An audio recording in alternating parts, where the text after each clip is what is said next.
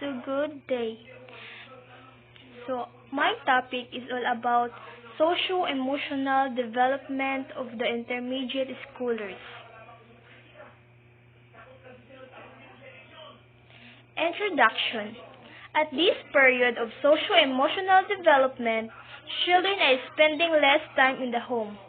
The bulk of their time is spent outside the home, either alone or with other children, rather than with adults. Older children have already familiarized themselves with other children. They are already used to interacting with different ages and gender. So this time, ang mga kiniya sila nga mga age is mas pilion nila nga mas magpuyo pa sa gawas kontra silang balay to para makipag-meet sa laing children og kanang na-familiarize na nila ang ilahang kaugalingon kung unsa ilang gusto nga makauban o makipagdula.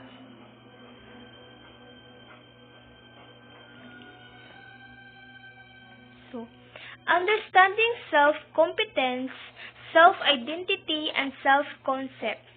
One of the most widely recognized characteristics of this period of development is the accusation feelings of self-competence.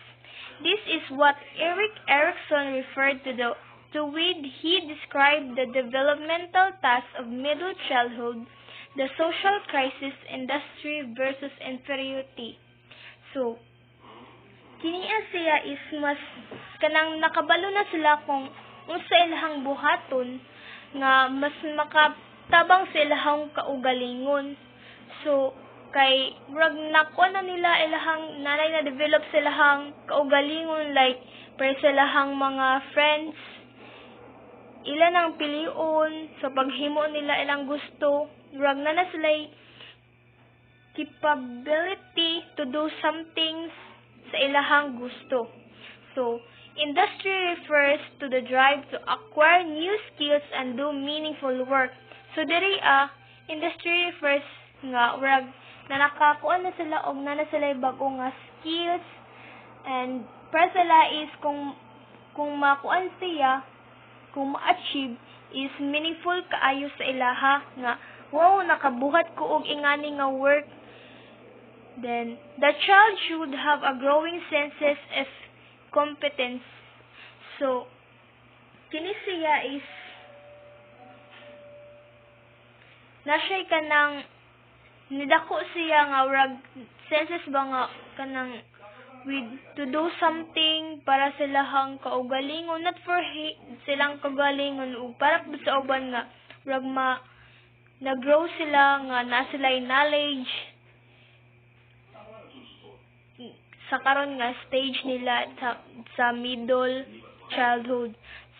Sunod is, the child definition of self and accomplishment vary greatly according to interpretation in the surrounding environment.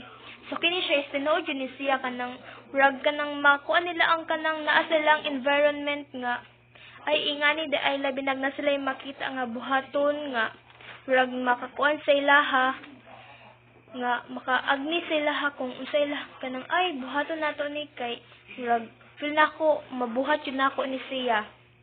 Pero na ila lang nakuha sa ilang environment irag ila lang na-adapt.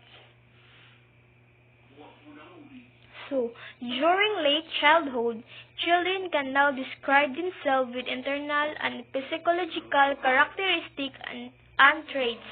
They most likely employ more social comparison, distinguish themselves from others. In dealing with other children, they show increase in perspective taking. So, kini siya is, ang tagalain-lain, ang mga child yun is lain-lain yun sila og mga perspectives sa ilahang mga life. Like, kanang, kung unsa tong characteristic sa lain nga bata, is kanang, dili po siya, kanang, naisi kalahian.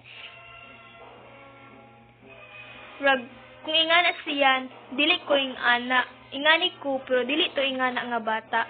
So, rag na sila perspective taking silang kaugalingon sa ilahang themselves. Enables them to A is judge others' intentions, purposes, and action. B. Give importance to social attitude and behaviors. And C. Increase skepticism of other claims.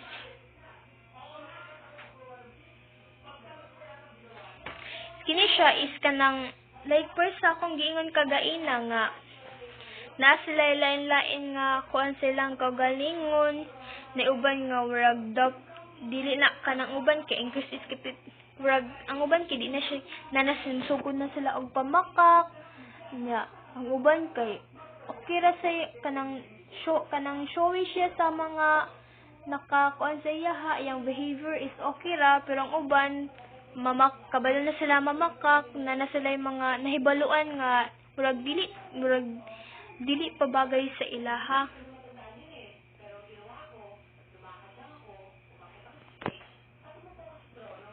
So, emotional development. The same with other areas of development, children in this stage show improved emotional understanding, increased understanding than more than one emotion can be experienced in a single experience. So, kining emotional development at the stage of middle childhood, nanagid sila yung mga emotion sa ilahang kaugalingon. Like, makafeel na sila og kanang rejection, kanang ingnon sila nga, ay, dili makabilong diri sa mo. Labi na sa friendship, na sa maka-experience na sa kanang gusto nila ma-alone. Nga, na sila kanang feelings nga, pag i-reject sila, kanang masakitan na sila. Wag na na-develop sila, like, moadto na sila sa mga teenage nga age. So, another milestone in this stage is the development of the children's emotional intelligence, or EQ, which involves the ability to monitor feelings oneself and others to guide and motivate behavior. So like what I said nga, warag makakuha na sila mga emotion, warag na sila gipang bati. So, sunod kanang labi na og mga kuan, kanang labi na sa mga ability nila. Like, makaingon sila nga, mabuhat lagi to niya, pero para sa ako, kay murag dili na ako siya mabuhat. So, there are 4 emotional intelligence has 4 main areas. So, first is developing emotional self-awareness. So, warang ma-aware na sila silang kagalingon, like, ma-develop na nga, hala, di na ako nabuhaton kay. So, ako na dyan masakitan. Like, masakitan si Kuan, ingana, si friend, ingana.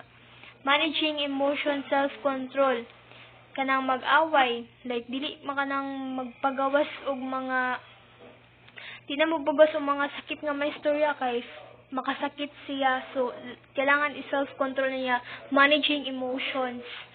Pero pag happiness, okay ra. Pero pag like mga, mga bad na mga, nun, rag di na siya. Rag na siya, i-self-control niya yung emotions. And, reading emotion or perspective taking. So, reading emotion is kanang bitang, labi na og mo basa sila og mga love story, rag ganang kilig-kilig, rag makafeel na sila og mga kilig-kilig, and kanang mga heartbreak, rag makakuha na sila ganang maghilak-hilak na taraw, nga makafeel, ang katong ilahang nabasa is na feel nila. And kining handling emotions, resolve problems. Handling emotion is kanang makabalo na sila, ma-resolve sila ang kagalingon nga problema. Like, kung usa to ilang nahimo is kanang rag, ako nakakuan ani, dapat ako i-solve. Di na ko magkuan sa lain kay tungod kay kabalo na ko ani mo solve unsa kong buhaton. So,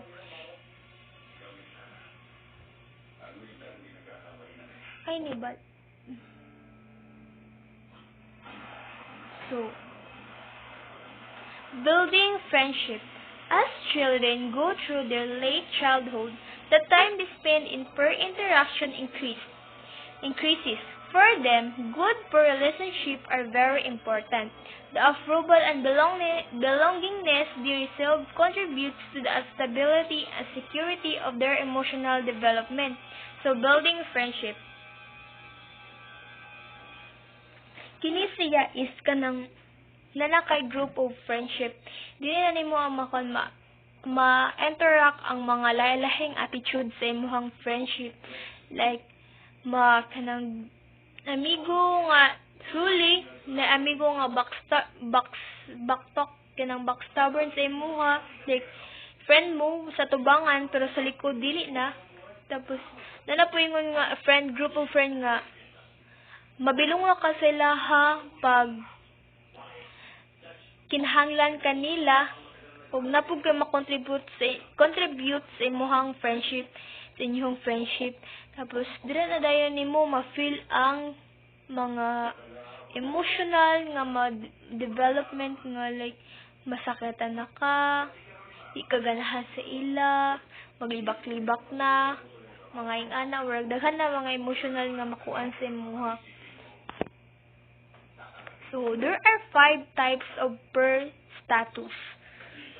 So,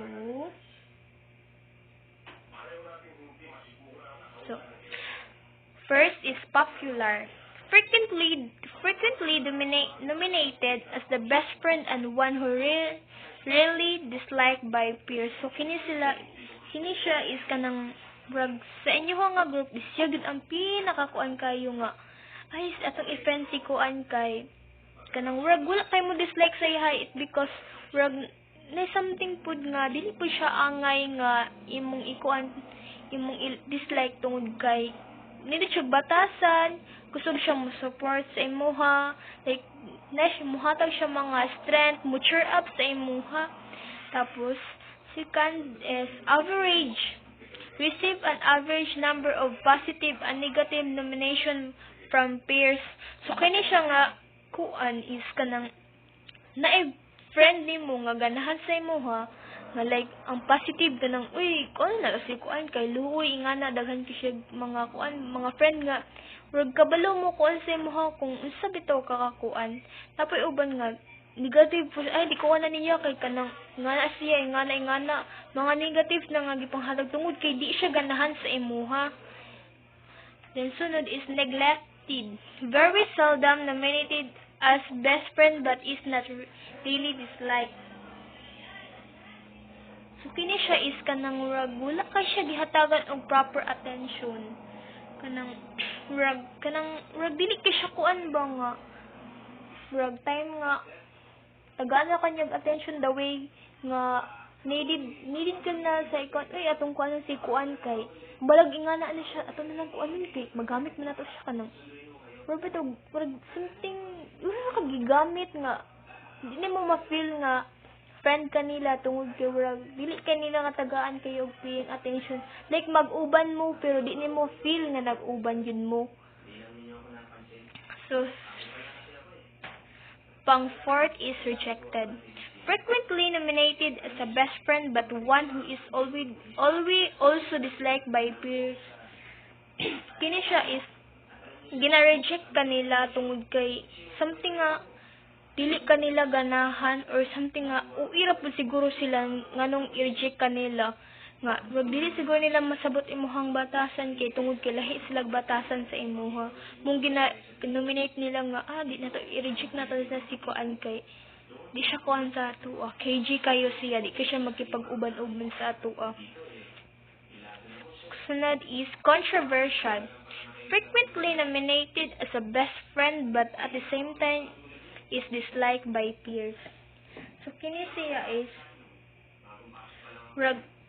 ikaw nga friend nga pag maghimo ka og kanang mga discussion, mga kanang imong ikuan nga ingani atong kuanon mo disagree dayon sila sa imong kadi sila ganahan like dili nila gusto paminawon ang imong side like ilahan na lang permente tungod kay di sila ganahan sa imong warag di na po nila igusto ang imuhang decision making warag i-disagree kanila sa mga decision making sa mga buhaton, like friend man tana mo pero nganong inganaon man kanila, like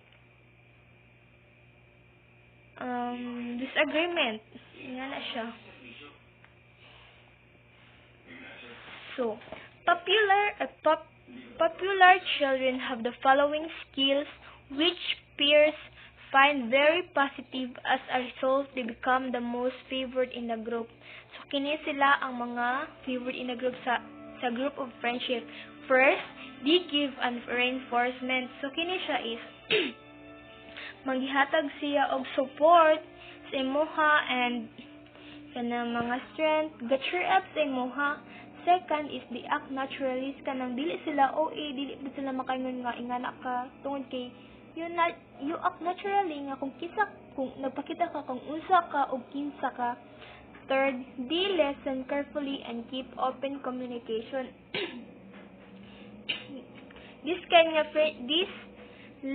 They listen carefully and keep open communication is not like pagsalig sa imo, like mutugan sila sa uy kanang crush na ko si ko ano ra mag-open ka communication labi na kang problem, crush or unsa pa na dira.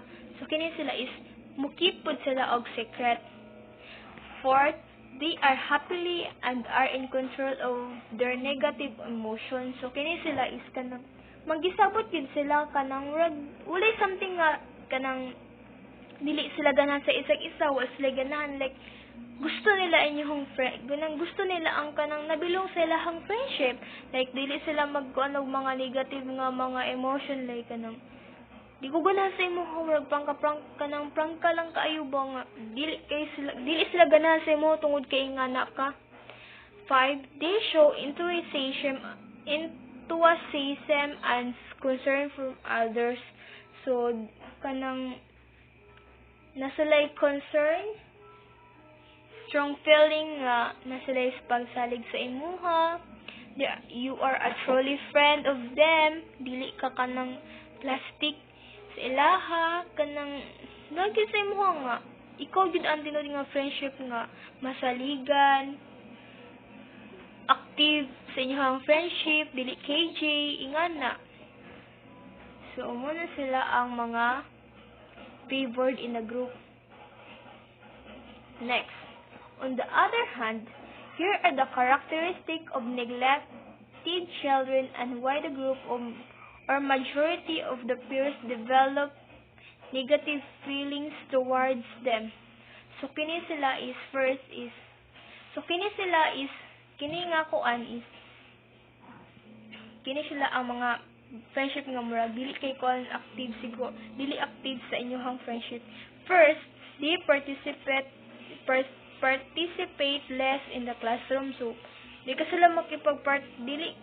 kay sila makipag-participate sa classroom, like kung unsay ang groupings or mga himuonon murag wala lang sila ha, murag kuan lang, natural lang sila ha. Second, they have negative attitudes on school, tardiness and attendance. So kini pud sila dili pud ni sila makuan sa kanang makuan pud sila is because mabihind na sila kay sige na sila of less of attendance, negative of attitudes, like pumenta sila kapuyon di sila ganahan mo sa school. Third, they are more often reported as being lonely. So kini sila nga mga children is kanang naka sa school pero murag ang imuhang hunahuna is lutang, like daghang tana mo pero nganong ingana imuhang mind. So fourth is they are aggressive. So raguan kay ka pero wala lang sa imuha nga naka sa school. In boys, they become impulsive, have problems in being attentive and disruptive. Kini sila is sipat jud kaayo kanang dili na bitaw mahimutang nang like mga bata nga dili na sila mahimutang wag sipat kaayo bisag asa ibutang sipat jud kaayo sila. Di sila makakuan sila kung na sila himuon di sila makatarong without careful ilahang gipangakuan wag dili sila careful. Sunod is they are emotionally reactive and slow to calm down. Sila kay grabe kay emotion ang boys, labi na sa middle childhood kay urag makafeel sila kuan kanang di na sila gusto nga alabawan sila sa lain, like kung masuko sila suko jud na o dili sila para sa uban nga kanang calm lang, pero sila gusto nila nga masuko gyud sila, kung suko gyud sila. So that is they have fewer school skills to make and maintain friends. Sila is kanang hilig sila hilig kanang makipag-social sa mga nakapaligid sa ilaha, tapos surag wala sila maintain nga mga friends, like wala sila group of friends, kung kisa lang tayo makitan siguro wala tayo lang friends, pero di gid maingon na friend, bro, nakaila lang nimo siya. So lastly, family support at this stage is crucial. So ang family gyud is very important nga para suporta para sa atoa. If children do not find a supportive family, when they find their interest, example, in hobbies like riding a bike or playing a musical instrument, they can easily get frustrated. If families are a primary support system, failures and setbacks become temporary and surmountable rather than something that is attributed to personal flaws or deficits. So, in the middle childhood, para sa mga children is need yun na to og kanang mga suporta. Not for children but also the adults nga not dili ingon nga adults, yung mga teenager. Like para sa to magud importante ang pag-support sa family kay sila magud atong number one who can understand us kung unsa ta, kinsa ta, ug sila pud ang pinakauna nga mukuan sa atoha mo disiplina. Like lahi ra man gid ang kanang support sa friends, loved ones kaysa family. Kaya sila man gid ang una makasabot sa tua, sila ang nakabalo kung unsa ta, ug nindot sa feeling sa bata nga ginasupport siya sa iyahang family. Like bisan di niya makanang like gusto niya himuon pero feel nato or feel ni sa children nga di niya mahimo, pero pag support sa family makauna na siya nga para sa akong pamilya mabuhat kin nako ni, not for myself but for my family. Kay para magud sa mga kanang mga friends is temporary magud sila. Pag dili na daw sila permanente makauban, but family is always at our back. Musabot sa atuha, sa atong mga flows, sila gid ang una makasabot sa atuha. So, this is the end of my report. Thank you.